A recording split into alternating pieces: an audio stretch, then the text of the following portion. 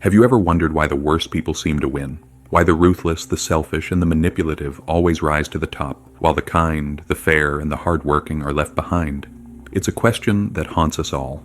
From the boardrooms of billion-dollar corporations to the battlefields of history, the same pattern repeats itself. Those who play dirty often win big, but why? Is morality a weakness in the game of power, or is there something deeper at play?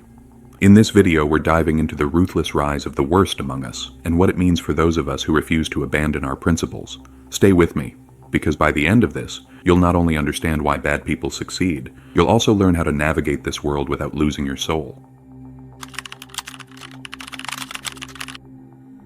Why do the worst people often rise to the top? It's a question that has puzzled philosophers, historians, and everyday observers for centuries. From the ruthless emperors of ancient Rome to the cutthroat executives of modern corporations, history is filled with individuals who achieved extraordinary power through manipulation, deceit, and domination. Meanwhile, those who play by the rules, work hard, and stay true to their values often find themselves overlooked or left behind. At first glance, it might seem like the world rewards bad behavior, but the truth is more nuanced. The success of the ruthless isn't just a matter of luck or coincidence. It's rooted in the very nature of competition and scarcity. In a world where resources are limited, whether it's money, power, or opportunities, those who hesitate or prioritize fairness are at a disadvantage. The ruthless, unburdened by guilt or hesitation, act decisively and seize opportunities without apology. They understand that in a competitive environment, the rules are often optional, and those who play by them are playing to lose. But this raises a deeper question. Is morality a liability in the game of power? Are good people doomed to fail because they refuse to compromise their principles? The answer isn't as simple as it seems. While the ruthless often succeed in the short term, their victories are rarely sustainable. History shows us time and time again that those who rise through exploitation often fall just as quickly, whether through rebellion, self-destruction, or the inevitable consequences of their actions. So the real question isn't just why the ruthless rise. It's whether their success is sustainable, and what it means for those of us who refuse to abandon our principles. In this video, we'll explore the psychology, systems, and moral costs of ruthlessness. We'll examine why bad people succeed, how they maintain their power, and what we can learn from their rise and their inevitable fall. Let's dive in. To understand why the ruthless succeed, we need to explore Friedrich Nietzsche's concept of master morality and slave morality. Master morality is the code of the strong, the rulers, the conquerors. It values strength, ambition, and the will to power. Those who embody master morality define their own worth and take what they want without apology. Slave morality, on the other hand, is the morality of the oppressed. It glorifies humility, obedience, and self-sacrifice, teaching that suffering is noble and power is evil. Nietzsche saw slave morality as a survival mechanism for those who couldn't dominate. But here's the twist. Slave morality doesn't stop the ruthless, it enables them. By shaming ambition in the pursuit of power, it leaves power in the hands of those who don't care about morality at all. While the virtuous hesitate, the masters act. And in a world where hesitation means defeat, the results are inevitable.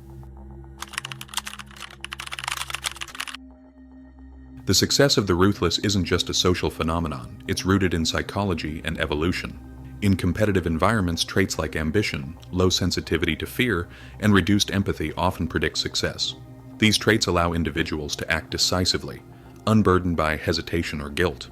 Think of the leaders, entrepreneurs, and conquerors who've shaped history, from Julius Caesar to modern business moguls. The pattern is clear.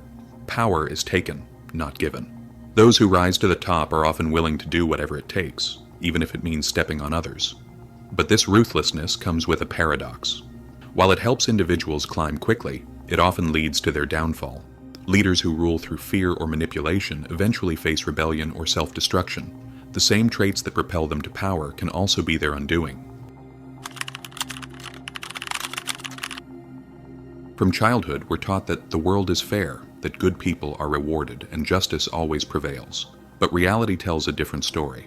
The hardest workers aren't always the wealthiest, the most honest don't always lead, and the kindest hearts are often the most broken. This disconnect isn't a flaw in the system. It is the system. Fairness is a social construct, a comforting illusion designed to maintain order. Psychological research calls this the just world fallacy, the belief that life is inherently fair and people get what they deserve. This belief is dangerous because it encourages passivity. If we assume that goodness alone will lead to success, we risk ignoring the realities of competition, strategy, and power. While we wait for justice, those who don't share our illusions are already moving forward. Charisma is a double-edged sword. It can inspire millions or manipulate them. Think of the most influential leaders in history, from political figures to business tycoons. Many of them wielded charm like a weapon, using it to mask their ruthless ambitions. Charisma creates a facade of trust and likability, making it easier to justify questionable actions. But here's the catch. Charm doesn't equal goodness. In fact, it often serves as a smokescreen for exploitation. So, the next time you're dazzled by someone's charisma, ask yourself, what's hiding behind the smile? It's not just individuals, it's the system. Our societal structures, from capitalism to politics, are often designed to reward those who prioritize winning at all costs. Think about it. In a winner-takes-all economy, the most aggressive and self-serving players often come out on top. The system doesn't just tolerate ruthlessness, it encourages it. And while we like to believe that justice will prevail, the truth is, systems are slow to change. They're built to maintain the status quo, and that often means protecting the powerful, even when their power comes at the expense of others. But what happens to those who climb the ladder of success by stepping on others? Studies show that living a ruthless life often comes with a heavy price. The constant need for control breeds paranoia. The lack of genuine connections leads to loneliness. And the emptiness of achieving power without purpose can be devastating. History is filled with examples of ruthless individuals who, despite their success, faced tragic downfalls, or worse, lived with regret. Power gained through exploitation is often power that corrodes the soul. How do good people compete in a world that seems to reward the worst? The answer lies in resilience. It's about understanding the game without becoming a player in the darkest sense. It's about building genuine alliances, thinking strategically, and staying true to your values. Resilience isn't just about surviving, it's about thriving on your own terms.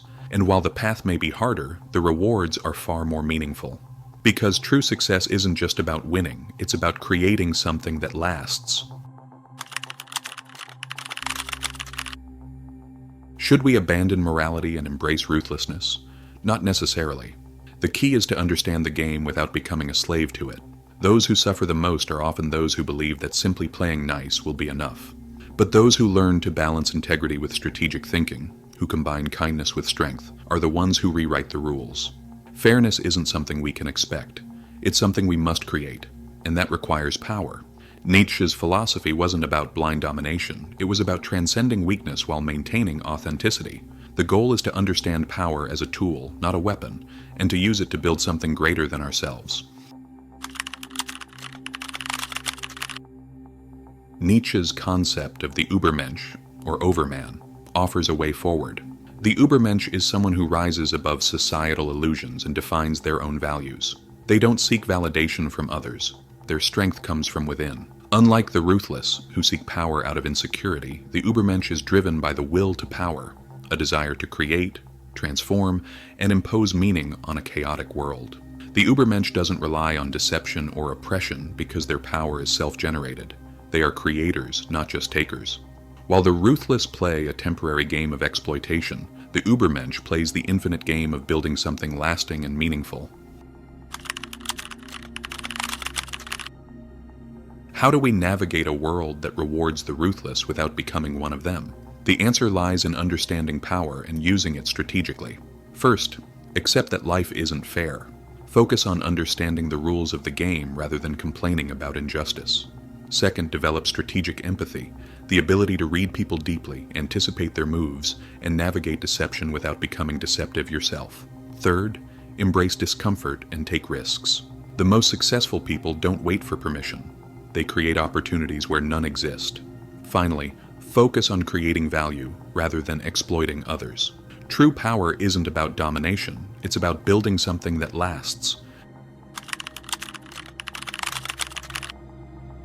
Is power inherently evil, or is it simply misunderstood? Nietzsche argued that power, in its purest form, isn't about harming others. It's about overcoming oneself and striving for greatness.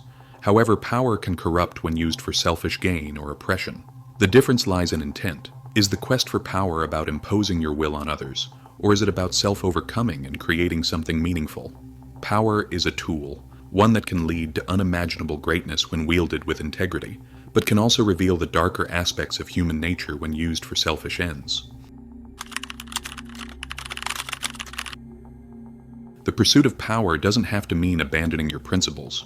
By understanding power as a tool for creation rather than destruction, we can rise above the limitations of both weakness and cruelty. Nietzsche's challenge to us is to rethink power, not as something to fear, but as something to master through discipline, strength, and an unwavering commitment to becoming more than we are today. The world may reward the ruthless in the short term, but true power isn't about domination, it's about creation. It's about rising above weakness and cruelty to build something meaningful, something lasting. Nietzsche challenged us to become more than we are, to embrace strength without losing our humanity. So, as you leave this video, I want you to ask yourself, what kind of power will you pursue?